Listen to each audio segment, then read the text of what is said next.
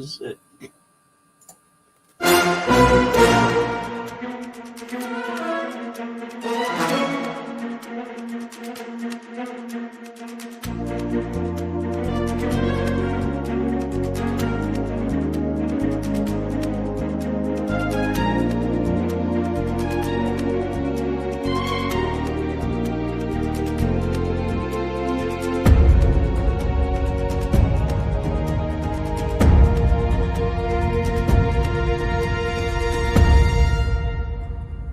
Welcome back, everybody, to the Star Wars podcast, where we talk all things Marvel and Star Wars.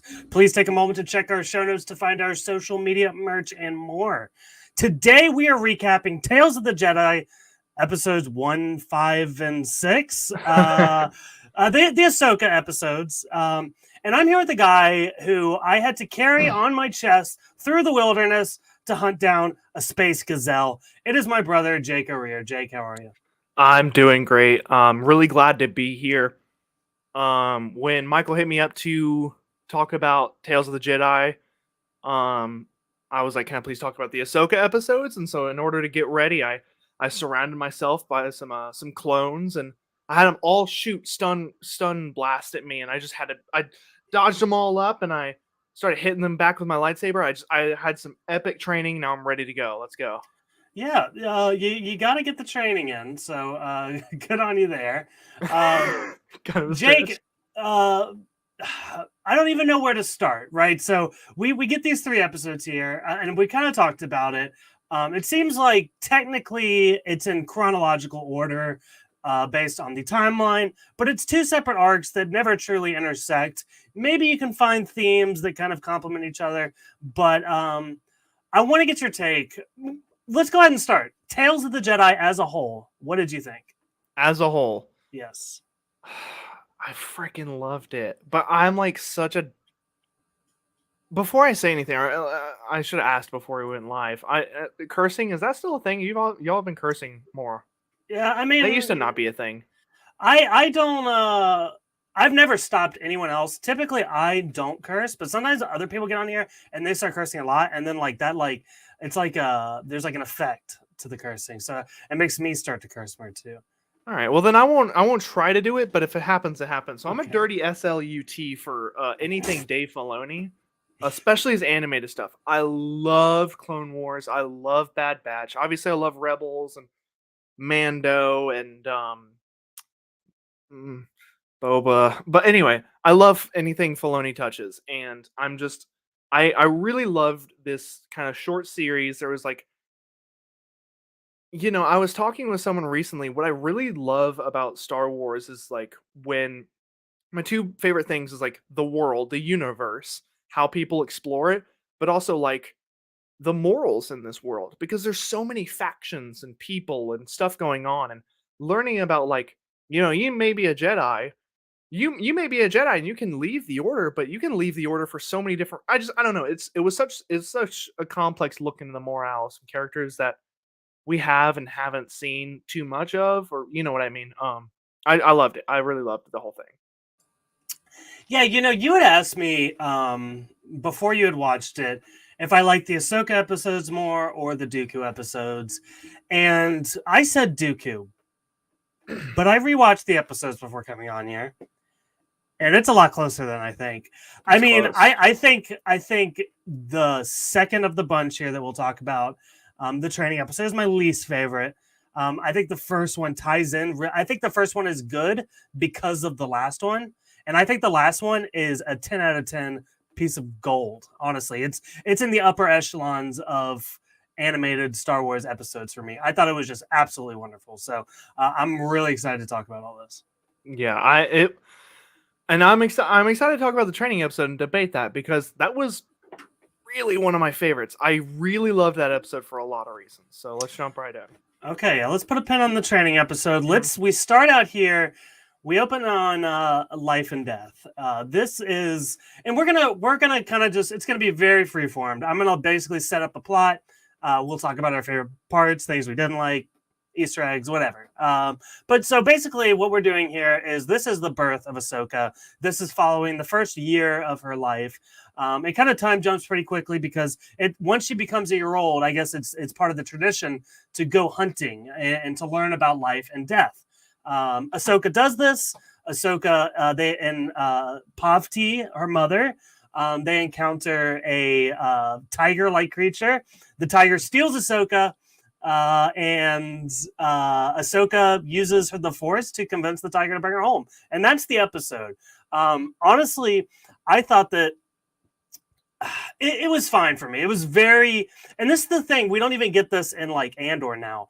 This episode is so slow, and I don't necessarily mean that as an insult. It takes its time. It lets you be in the world. It shows you the characters. You're living with the music and the nature. I thought all of that was really great.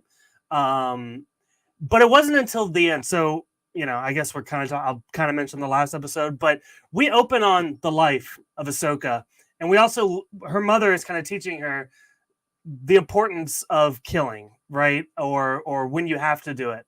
And that's how we end the series as well. So I thought that was a really good bookend to everything going on. But I'll stop talking now. What did you think of this episode? I really liked it. I really liked that. This is a character study. We're learning what makes Ahsoka tick. And I didn't say this before. I don't know if you see this little mini figure. The people that are watching, I got Ahsoka on my mic.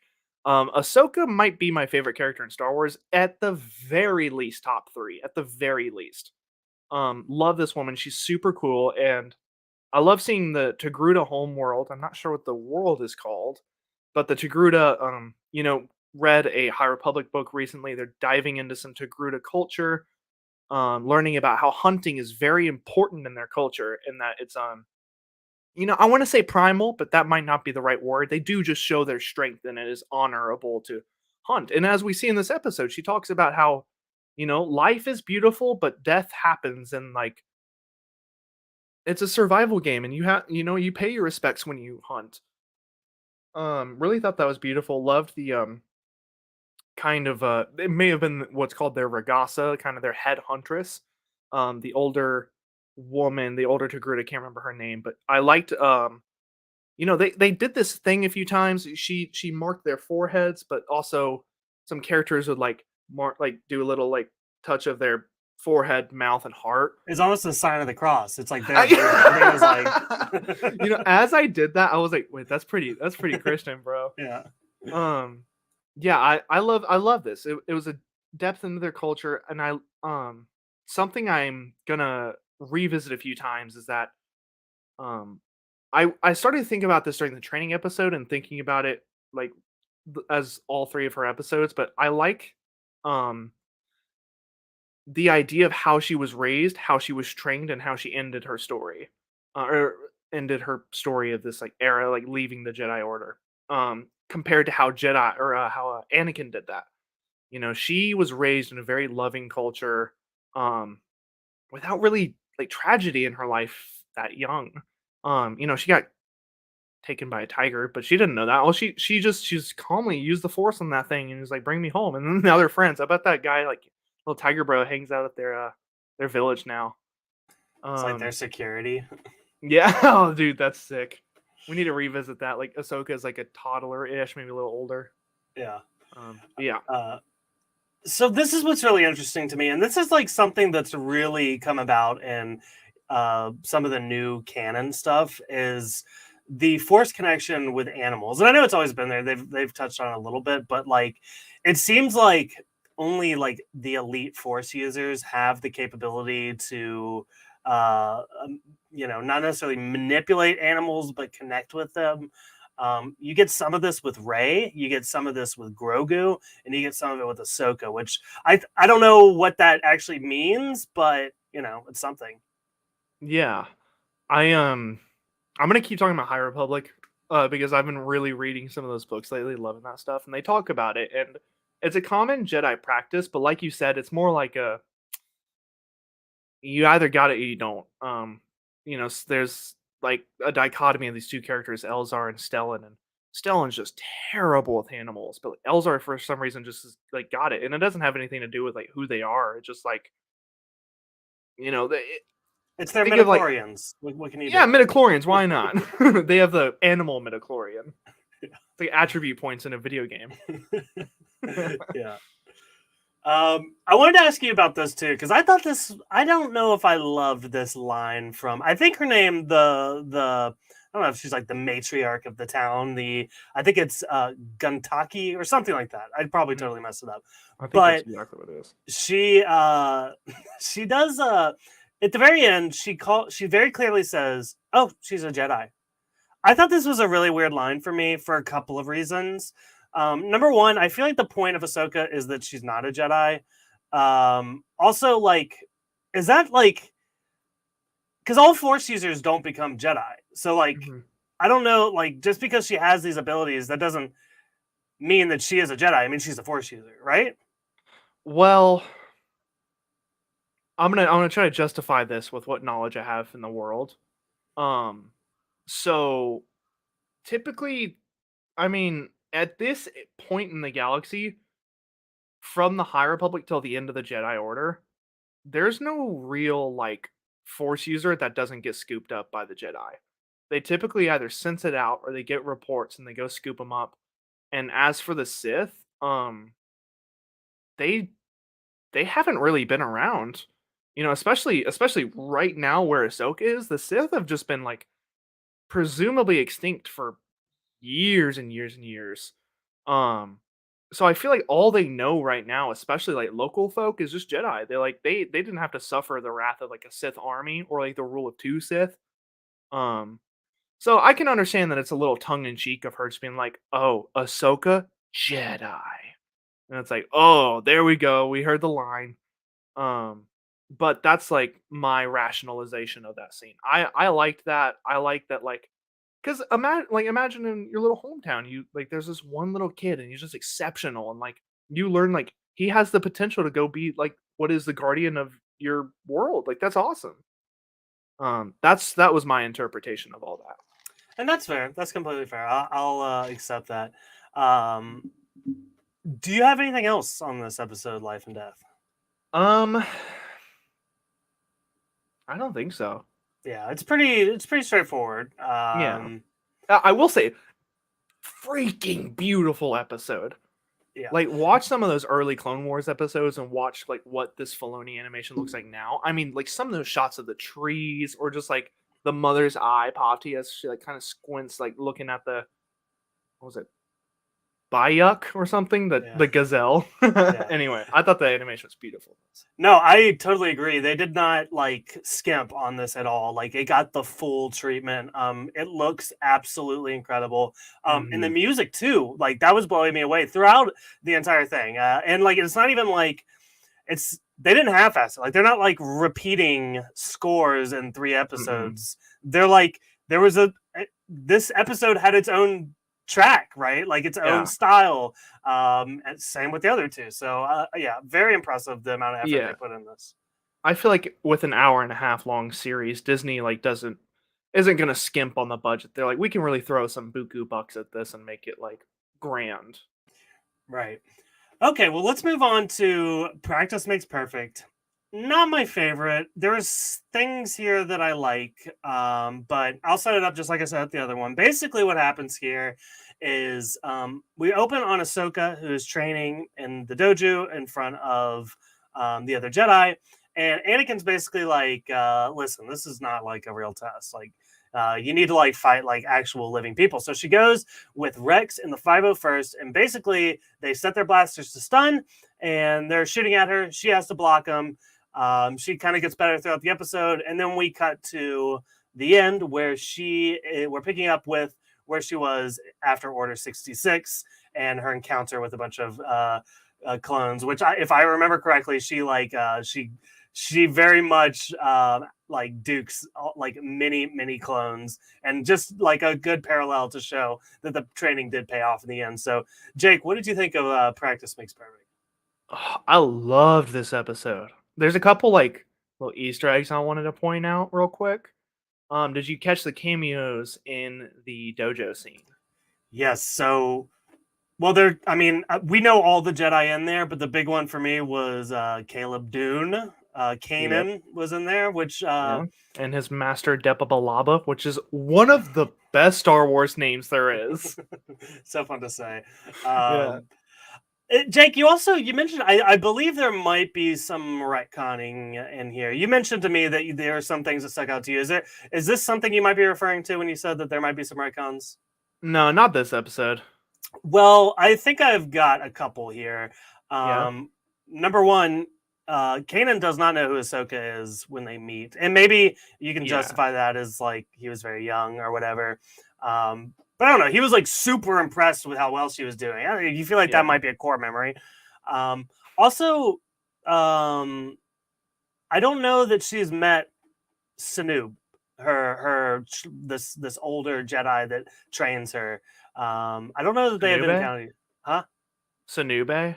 Terra Sanube, yeah, Sanube? yeah. Um, So I because I remember when they met, like we've already seen them meet before. I don't mhm. know. The timeline's getting confused in my head, so I don't know. Some of this stuff felt Yes. weird though. For the Terra Sanube thing, I didn't think about that, though I think you're right, because I feel like we're led to believe this is like season one Clone Wars Ahsoka. She's wearing a different outfit, but I kind of like that. I didn't love Ahsoka's first outfit. I like that they may have changed it up if this is that era. So that one might be she may. I don't know. I don't know. I don't know. I don't think they've like met or anything. For Caleb slash Kanan, I think he did mention that he knew Ahsoka, but I could be totally wrong. I haven't seen like season two Rebels in so freaking long. It's so much to keep up with. Like I like to It tell really is. people that I'm like the animated super fan, but like this stuff is still so confusing to me. So, Yeah. I will um, say the big retcons come in the last episode, but we'll get to that. yes. Um Was there any other cameos that you want to well, there mention? wasn't a cameo, but there was one kind of like little thing I really liked. In kind of this when she leaves the dojo and goes to the warehouse, um some like one of the clones hits her and like Rex is like, "Go easy on her, Jesse." And Jesse's like, "Sorry." Um Jesse is the main arc clone on the whatever frickin' ship it was called in the last episode of Clone Wars that she was fighting. He was leading that whole 501st I did. after Yeah, Rex went missing. I couldn't tell you where I knew Jesse from, but I felt when he said that I was like, oh, we're supposed to know who Jesse is. Like Jesse's such a specific name that Yeah. I don't know. But yeah, so yeah, I don't know. For me, again, I felt like the first and the third episodes complement each other so well, and this one, like, it would make more sense if it's this specific training that helps her in episode I don't know, I keep calling it episode 3, but her episode 3. Hmm. I don't know, it didn't fit in there with me. It does cater well to the Order 66 episode, but other than that, it's like there's a lot of like the actual act of like them shooting her over and over again. Like I was really bored by that. Yeah, I do agree. It doesn't necessarily flow the way the Dooku episodes does. Like it does kind of feel like a chunky middle. Um what I really loved about it is that like it showed that Ahsoka needed to be the one to have the hard training. She needed to get her butt whooped a couple times because like if she didn't, there's so much in the future that she could not have like tackled very well.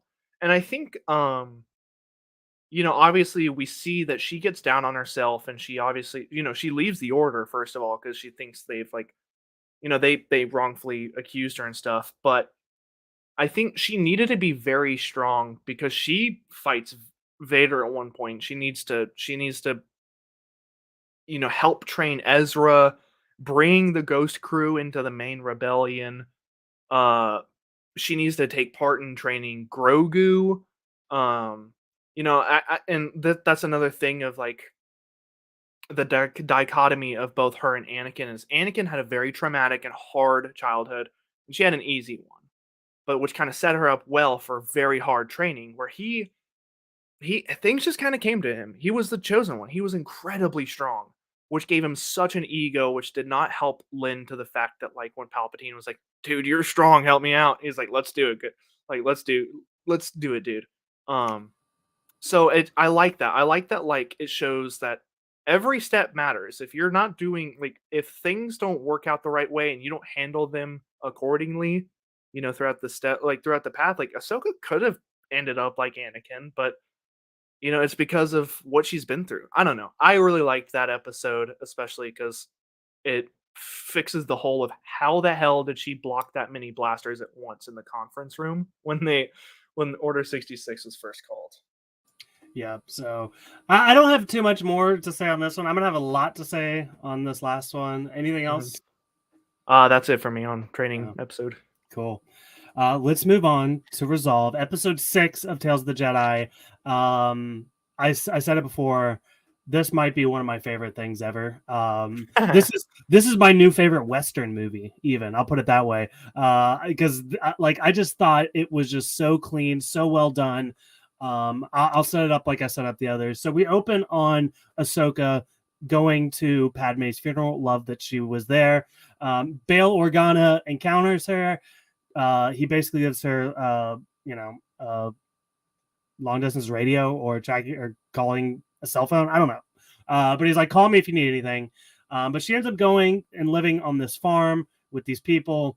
And what the one girl really likes her, the guy clearly does not. He's clearly an Imperial sympathizer. So they have a conversation. She calls her out on being a Jedi because she saved the Bay Hills from falling on her. The brother overhears that. The brother reports it. An Inquisitor comes, burns down the village, and Ahsoka handily dispatches of this thing in a badass way. So, and then we also close with her going back to Bail and assuming this is the start of her rebel days. So, Jake, what did you think of this episode? Um, it's really really cool episode. From beginning to end, really loved it. I loved like even though it was short lived, according to this episode, it she was on this planet presumably for a long time. Um, I love this little kind of episode 8 Luke arc that she has where she's like, we obviously we've seen her like I'm done with the Jedi Order, but like she's still kind of doing some good things. She's just a freaking farmer right now. She's so on the low and does not even like she's done with the fight for now. Um and I loved that. There's a whole bunch. I love the Padme funeral. Really got the, as you say whatever about Padme, that is a very emotional scene. And it was great to see it again animated. See Ahsoka was there, Bail and Mon Mothma. It was great. Yeah. So, no, this is all really good. I feel like it's very reminiscent of Fallen Order with Cal, where they're both working unfortunate jobs and they use force powers to prevent job site accidents.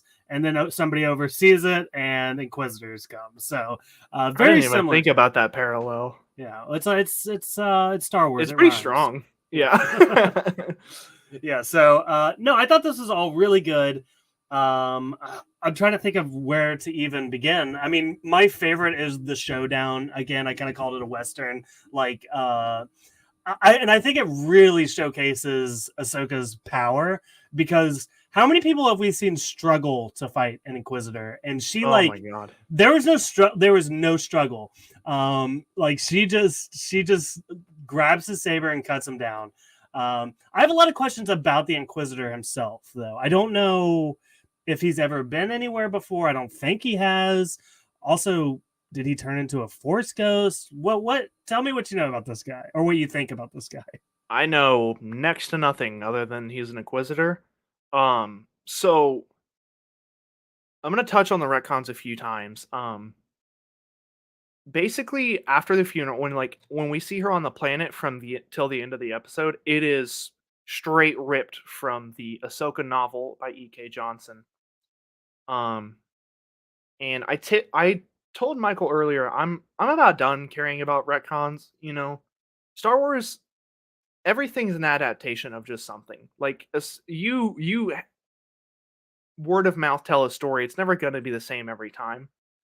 Uh, and so that's just like what Star Wars is, and especially like if it's from book to show, it's not going to be perfect. But there was some pretty socially unfortunate retcons I didn't love, but we'll get back to that. As for the Inquisitor, I think in the book he would have been the ninth brother, but I think the ninth brother has been visualized as something else in the comics. So I think we know nothing. I wonder. I was thinking he might be like a. This is so ridiculous to even think, but like, think about that little alien in Men in Black, and like that guy's and the guy's like power, like the human power suit. Like, what if like there was a little alien inside that Inquisitor's chest, and she just cut off the head, and I was like, maybe the power unit. Yeah. I don't know. That I really I love to know more, but I don't know if we'll ever revisit. I don't know why we would. So that's another question. Do they have a Sith Force ghost? Like, can you be so dark side that you become a Sith or a Sith ghost?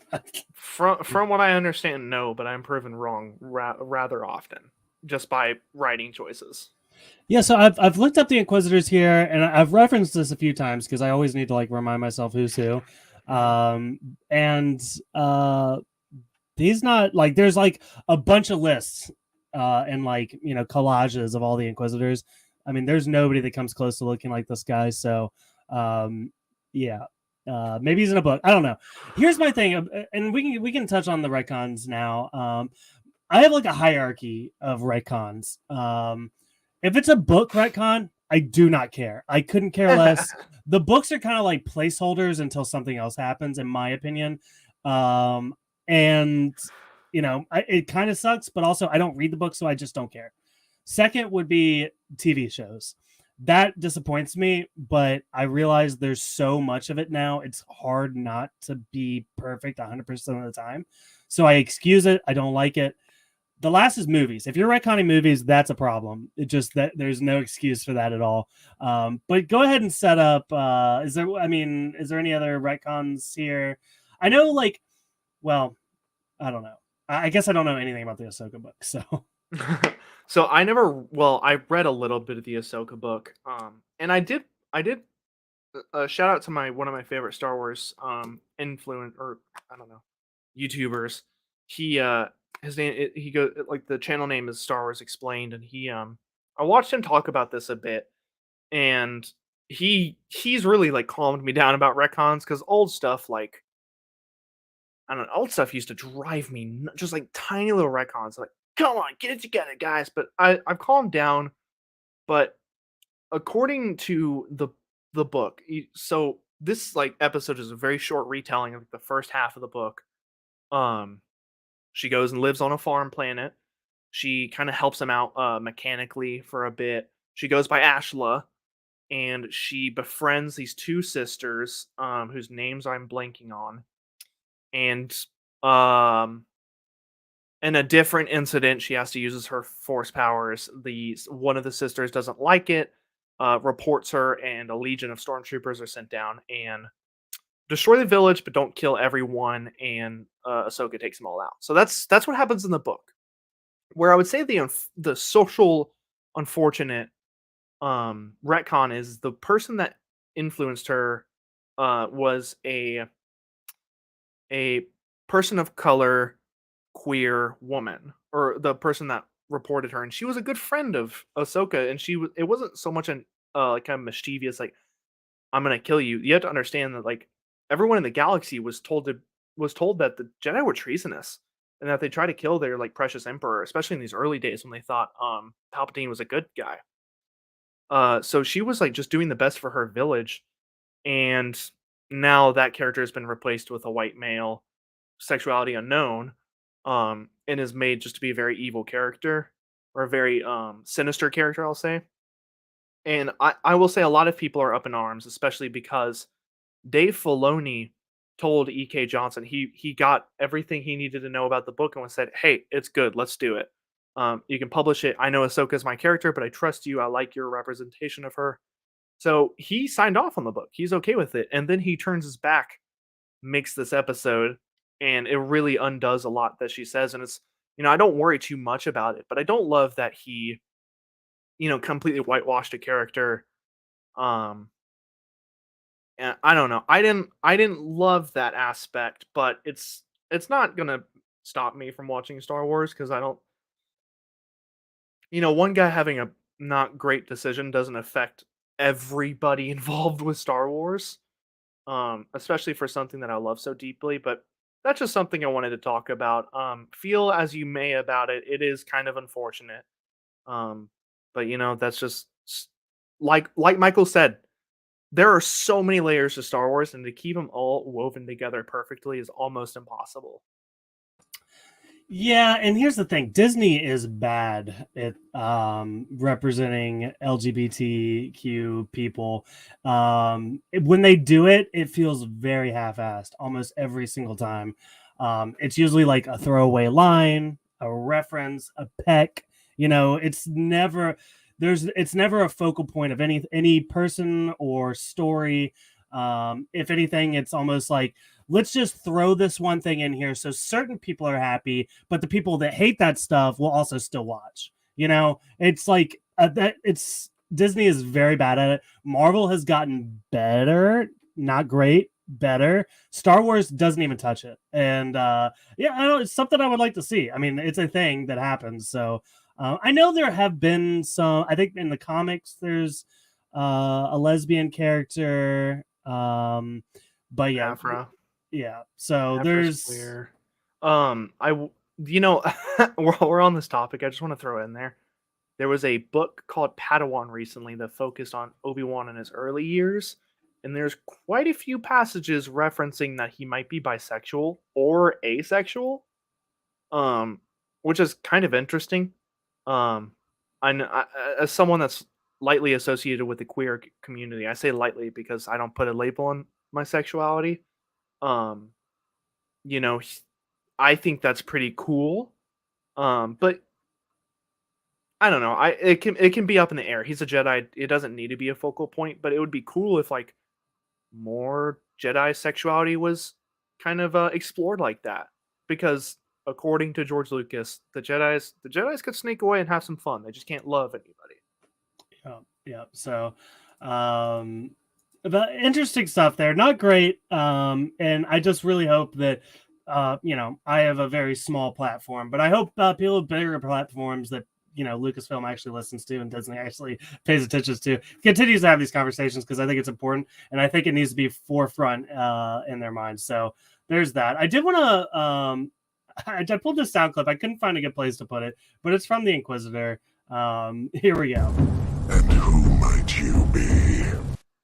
That's the thing. The voice acting in the show is incredible. I thought this guy did really great. There's really good stuff in the Dooku episodes. I'll talk about it later. Dooku's voice, phenomenal. But everybody, Oh, so uh, good. Ashley Eckstein here coming back to reprise the role is really great as well. Yes. So, I'm sorry. I love that woman. and I can't remember what the conversation was we had before, but you're like, oh, like when I'd mentioned I like Dooku way more, the Dooku episodes, you seemed like, oh no, they might have done Ahsoka dirty, and quite the opposite. I think they absolutely nailed the character in every sense of the way. Testing. Yes. Okay, sorry. I bumped my cord and sometimes that unplugs it. Anyway, Okay. yeah, I don't know. I love Ahsoka. I will eat up anything they give us about her. I love her from like in the first movie she appeared in as Snips to her like very kind of like scholarly and stoic appearances in Mando and Book of Boba. Um, I love Ahsoka, and I don't know. Like I said, I love Ashley Eckstein. I love that she came back and revoiced her. I don't think she would ever decline that role. I don't know if you see what that woman's Instagram is like, but She is Ahsoka at this she point. just is Ahsoka. Yeah, it's not She even a role. she has like the inner layer of her hair is like striped blue, and she has like very very blonde hair, so it looks like she has Ahsoka's montrals. So like she is Ahsoka. Yeah, she's like constantly cosplaying as her character, which that's so cool. I think that's, and we talk a lot about this on the Marvel side that like we love people that are nerds too. Whenever we can get somebody that like truly loves the content they're creating, that's a big bonus. So great Yeah. example there. Oh man, I feel like we've gone pretty quick, but I mean, is there anything else on the episode you want to touch on? I feel like I didn't say it, but I'm going to say it. Well, two things I want to say. I did love that final fight. Incredible. She really did whoop that guy's butt. Um,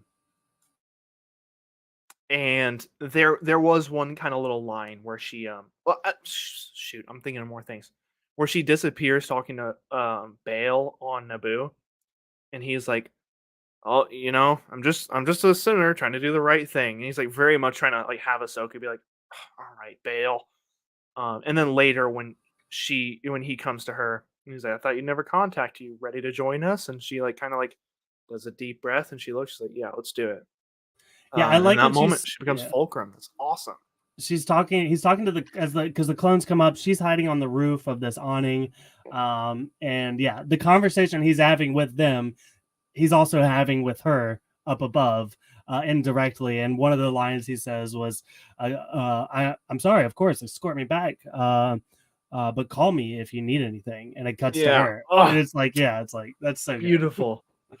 um so yeah, did you have anything else? I think that's it. I love these episodes. I love Tales of the Jedi. Let's get a Tales of the Sith. Yeah.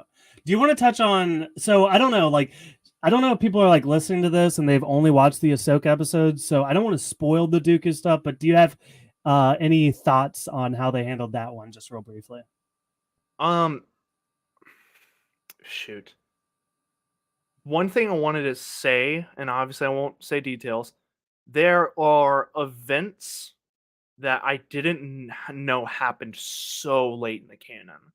Like I was like, wow, they like I did like things must have moved at a breakneck pace after when something happened. I thought that was really cool, and oh my goodness, uh, Dooku was a pretty good character. Clone Wars didn't do him like anything better, but this like I freaking love that character now. It makes me want to read. I think the book is called Jedi Lost. I really want to read that. It's about Dooku during this time period. Like or even younger, like when he's friends with Sifo Dyas and training Qui Gon. I just, I really want to know like everything now. Yeah. There's the fate of a character that was unknown to me, that I was not prepared for. And I really like how they did that. So yeah, very good stuff. We will recap that hopefully very very soon. No more than a week, I think, is when we plan on doing that. So we'll have a separate guest on to talk about the Dooku episodes. Jake, do you have we have some time here. I mean, we could banter here at the end. Let's banter. Do you have a recommendation? What are you up to? What are you liking? That's the thing is I usually, I try to keep it to one recommendation because it's usually me, and Tommy, and we all want to talk about what we're doing. But I've been like kind of indulging in a lot of stuff lately. I will say on the Star Wars note, I have read Light of the Jedi and Test of Courage. I just threw it in there. It's fine. You don't have to read it. I just finished Rising Storm and starting Fallen Star. So those who don't know, High Republic is an era in Star Wars that takes place like anywhere between like about 400 or 500 years before to like 100 years before Phantom Menace. So it's kind of a long period, and there's like it's complicated how they're doing this. So there's three phases, and within each phase, there's three waves. And with each wave, there's a main book, a young adult book, a kid's book, and like a good amount of comics. So like they are blasting us with some content right now on the novel side. I'm keeping it to the main novels and might revisit a couple of the side ones because I've heard some of those are really good. But guys, if you guys grew up with the prequels and really fell in love with the Jedi Order before you grew up and kind of learned they were terrible and want to go and learn about when the Jedi Order was really like awesome and they were doing good stuff, like read these books. It's so freaking good. And some of the characters in here are like I've fallen in love with. Give me High Republic movies. Yeah, we definitely. I know we have the acolyte coming, but let's go ahead. Mhm. Let's make it. Let's just pull everything back. Let's just move to that area. I'm down for it. Please. Yeah. So I'll give out a recommendation. Jake, I've already recommended it to you, but I got to tell the audience and our good friend Devin over at Earth 894. We have been talking about this. It is a brand new mobile game. It is a deck building Marvel game. So I don't play a lot of these games. Like Hearthstone, it's probably more similar to something like that, but it's very simple. It's mobile. And so again, my reference point, I would have to compare it to Yu-Gi-Oh! Like that's the only thing I have to compare it to. It probably is more similar. Hearthstone might be a better comparison, but very much Yu-Gi-Oh! Vibes. All of your different heroes have different powers that factor in this game. So and they also the powers match up with the heroes. Like, Mr. Fantastic, his power like stretches points across your board. And what are some other ones? Scarlet Witch can like change. I'm getting into the weeds here, but there's 3 locations, and each location has a different attribute that kind of changes up the game each time. So, but like Scarlet Witch, she can like change the location of things. So it's kind of stuff like that. It's very nerdy, but it's also very fun. It's very addicting. I'm like obsessed with like trying to get my deck as good as possible. Unfortunately, you can't play with people, which is very frustrating to me. I hope that it's a brand new game, so I'm hoping that comes later. So but I say that to say like I'm like typically when I recommend things, especially to you, Jake, I'm like, you need to play this so we can play together. This is not even something we can play together, and I think you would enjoy it. So I know you have a video game as well that you need me to play, so I know it's a 2-way street. Yeah. Oh shoot. God, you made me want to talk about so much right now. You mentioned Hearthstone. I've heavily dabbled in it, and I loved Hearthstone. So I want to, but I've been playing some stuff lately. It's really occupied my time. And we get Call of Duty coming out tomorrow, so Oh my god! Oh no! I'm downloading that at midnight. There goes all my time. Yeah. Since we're just bantering, me and Michael used to, Call of Duty has a stigma. Typically you're monster chugging, kind of Racist? toxic males, racist, sexist, kind of Yeah. like all homophobes, all like kind of reside on the Call of Duty servers. But I would view me and Michael and the people we play with as kind of the anti those. We're not taking the game too seriously. We just play the game and we make fun of assholes, and that's really all we do. Yeah, because like you said, they're like genuinely bad people on there, and yeah. like we get annoying. Like we can be very annoying, but we're not hateful, right? No, we just like. If anything, maybe we're a little condescending. Maybe that's the worst it gets. But if we're being condescending to genuinely terrible people, it's okay. But Yeah. we'll blast really obnoxious music through our mics. That's funny. Can I get another rec? How much time do we have? Yes, do it. We got enough. That's all that matters. Okay. I was telling Michael about this game. If you guys like complex puzzle games, look into the game Superliminal. Now that is like it's on Game Pass for both PC and Xbox.